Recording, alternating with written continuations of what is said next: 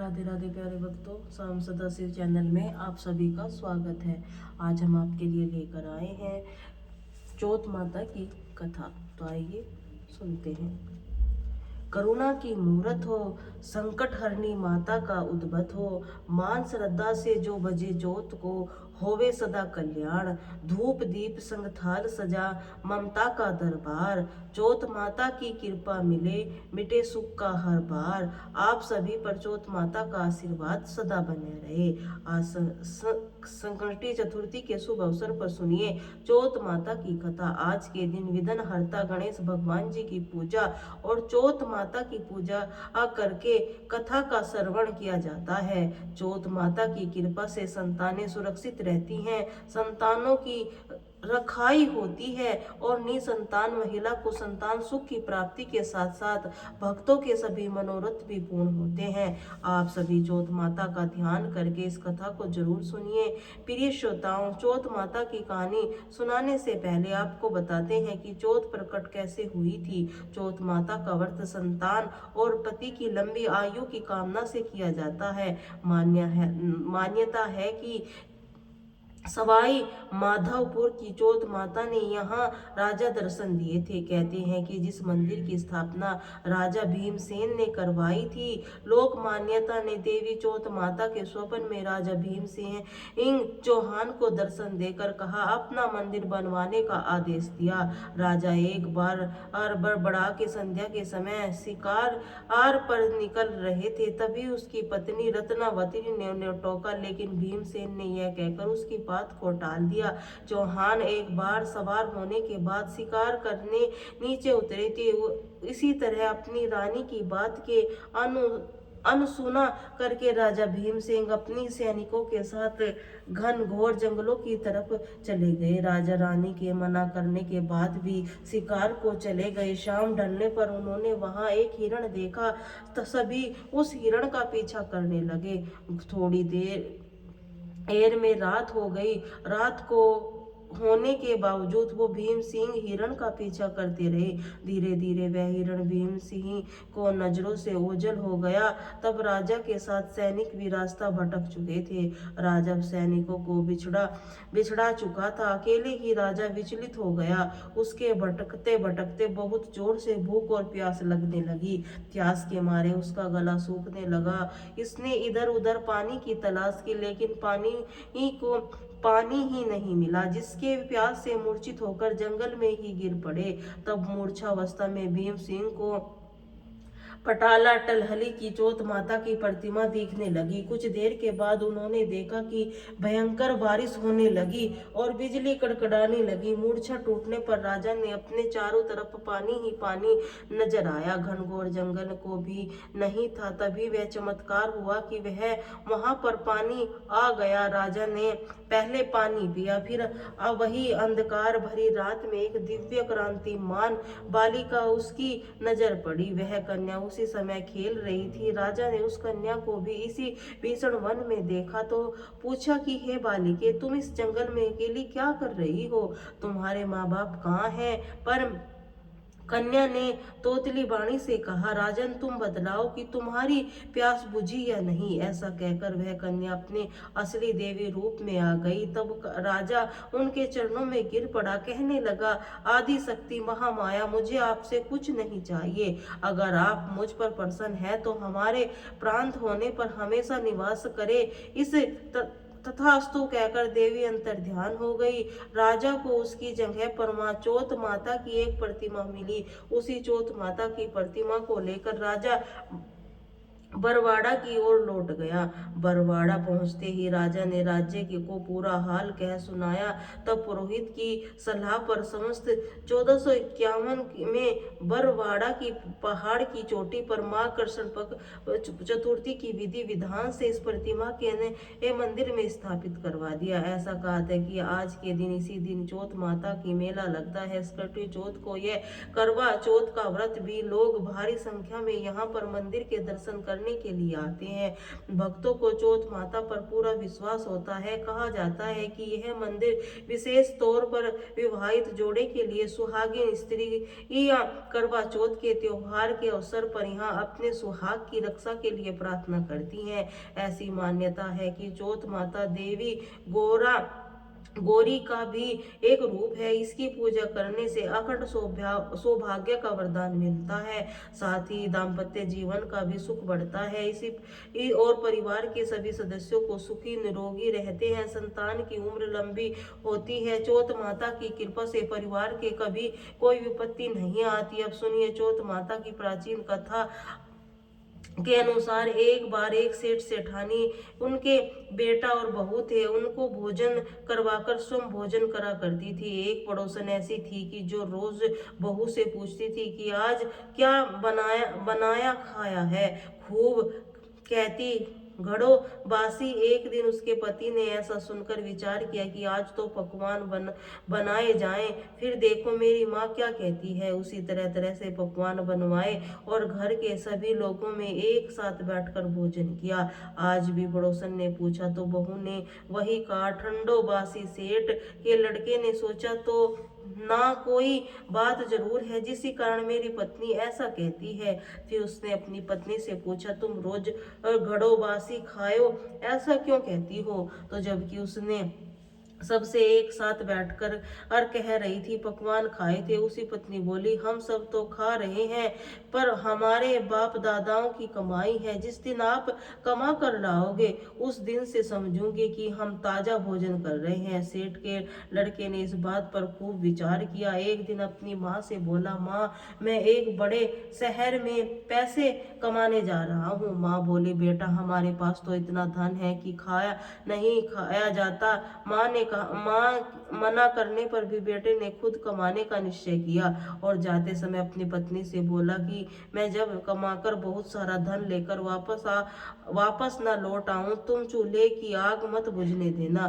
फिर एक दिन चूल्हे की आग बुझ गई और वह मनी मन घबराने लगी कि मेरे पति पर कोई संकट तो नहीं आ चढ़ा। जल्दी वह पड़ोसन के आग लाकर चूल्हे में रख दूं, ऐसा सोचकर वह पड़ोसन के घर गई। पड़ोसन चौथ माता का व्रत पूजन कर रही थी। पड़ोसन ने कहा बहन थोड़ी देर में आकर ले जाना। बहू ने पड़ोसन से पूछा कि आप यह व्रत क्यों करती हो, इससे क्या मिलता है। पड़ोसन बोली चौथ माता के इस व्रत को करने से अन्न लक्ष्मी मिले और सब मनोरथों को पूरी होती है। बहू भी चौथ माता का व्रत करने लगी। दीवार पर चौथ माता बनाई। उसी दिन घी गुड़ का चूरमा बनाकर रात को चंद्रमा को अर्घ देकर भोजन करते करते उसे बहुत दिन बीत गए। उधर चौथ माता ने बहू से पत्नी को सपने में दर्शन दिए। साहूकार के बेटे तू जाग रहा है, तू सो रहा है, तेरी पत्नी तुझे बहुत याद कर रही है, जा घर जा उसकी चिंता मिटा। तू दुकान खोलकर उनको केसर और पलांगी बनाकर बैठ जाना, आज तेरा सारा हिसाब किताब चुकता हो जाएगा।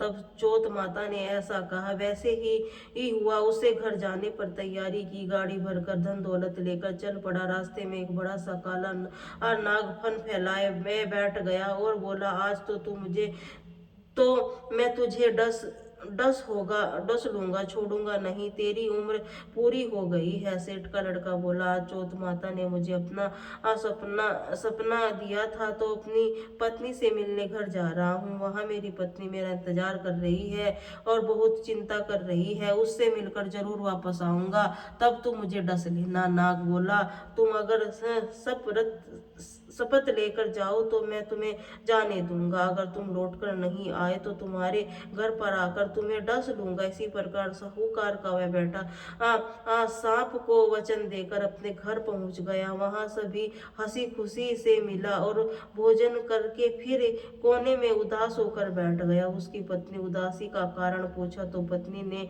एक काले नाग वाली बात बताते हुए कहा अगर मैं उसके पास नहीं जाऊंगा तो वह घर आकर मुझे डस लेगा। पत्नी बहुत चतुर थी, बोली आप घबराओ नहीं, लौट जाओ, मैं उस एक उपाय करती हूँ। पत्नी ने कमरे एक ही साथ पौड़ी खोली, पहली पौड़ी में रेतू, दूसरी ई में इत्र, तीसरी में गुलाब फूल, चौथी में कुंकू केसर, पांचवी में लड्डू पेड़ा, छठी में गादी लचीला और सातवीं पीढ़ी में दूध से भरकर कटोरा रख दिया। इसी प्रकार वह सातों ही पौड़ी सजाकर बैठ गई। आधी रात होते ही नाग आकर पड़ी चखने लगा। पहली पीढ़ी पर रेत में लौट गया, कहने लगा, सेठ की बहू ने आराम तो बहुत दिया, लेकिन क्या करूं, वचन में बंद कर यहाँ आया हूँ, इसीलिए ये डस रहा जरूर। इसी सातों में पीढ़ी में वह नाग आराम करता हुआ कहता है कि डसूंगा। विचार किया कि अगर मैं इसे नहीं बचा, अगर करम पूजन फिर कौन मानेगा। यह तो गणेश जी की चंद्रमा थी। चौथ माता ने साहूकार के बेटे को बचाने का विचार किया था। चंद्रमा की उज्ज्वला में चौथ माता को ढल बन गई। गणेश जी तलवार लेकर नाग को मार दिया और ढाल से ढक लिया। बहू ने भी थकी हारी सो गई।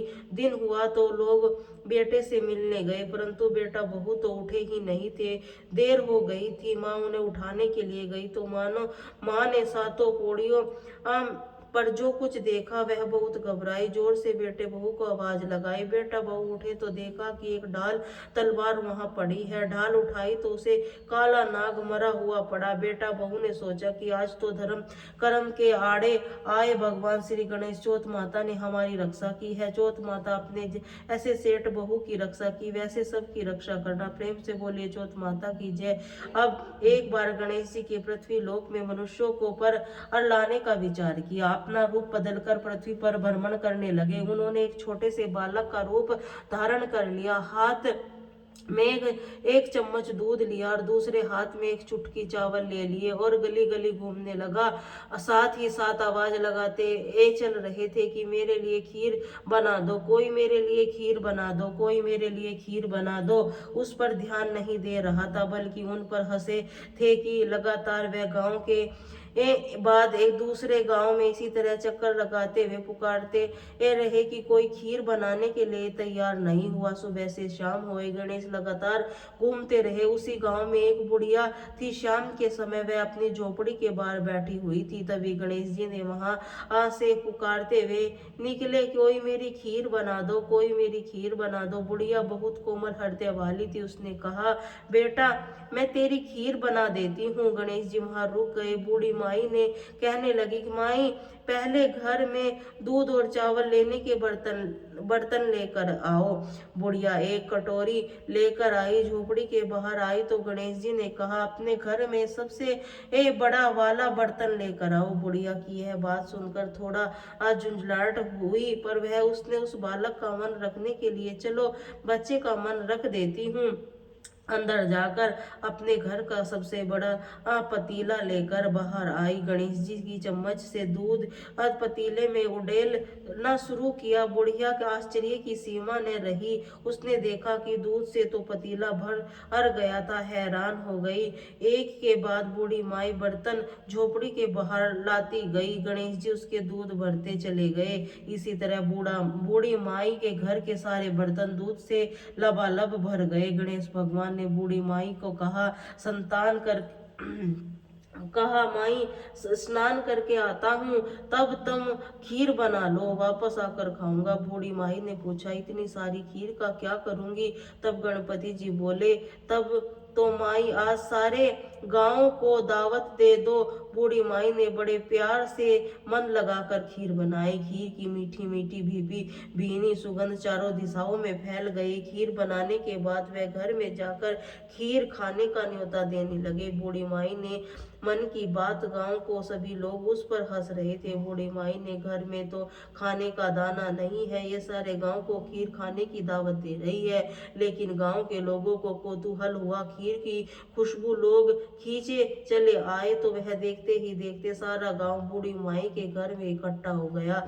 बूढ़ी माई की एक बहू भी थी। जो बूढ़ी माई को बहू की दावत की बात पता चली, वह सबसे पहले ही वहां पहुंच गई। उसने खीर से भरे बर्ती को देखा। जब देखा कि उसके मुंह में पानी आ गया, उसे बड़ी जोर से भूख लगी थी। उसने एक कटोरी में खीर निकाल ली और दरवाजे के पीछे बैठकर खाने को तैयार करने लगी। इसी बीच में एक छींका गिर गया। गणपति जी भी भोग लग गया, जिससे वह प्रसन्न हो गए। अब पूरे गांव को खाने की दावत देकर बूढ़ी माई वापस अपने घर को आई थी। उसने उससे देखा कि बालक से भी वापस आ गए हैं। बूढ़ी माई ने उस बालकों से कहा, चल बेटा, खीर तैयार, भोग लगा लो। गणपति जी बोले, माई, भोग तो लग चुका है, मेरा पेट भी पूरी तरह से भर गया है, अब मैं तृप्त हो गया हूँ।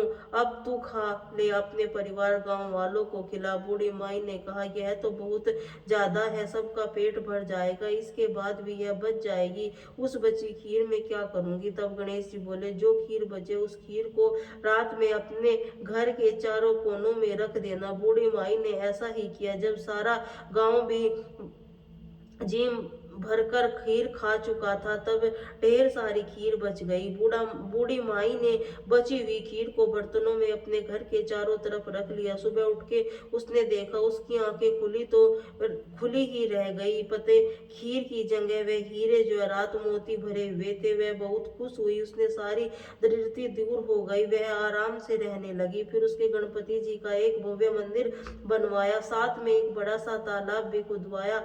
इसी तरह से उसका नाम दूर दूर तक प्रसिद्ध हो गया। उसी जगह वार्षिक मेले लगने लगे। लोग गणेश भगवान की कृपा प्रदान करने के लिए उस स्थान पर पूजा करके मान्यता मानते हैं कि आने लगे गणेश जी सभी मनोकामना पूर्ण करने पर गणेश भगवान की कहानी कहते सुनने और हुंकारा भरने सभी पर हर कृपा होती है। बोले गणपति भगवान की जय।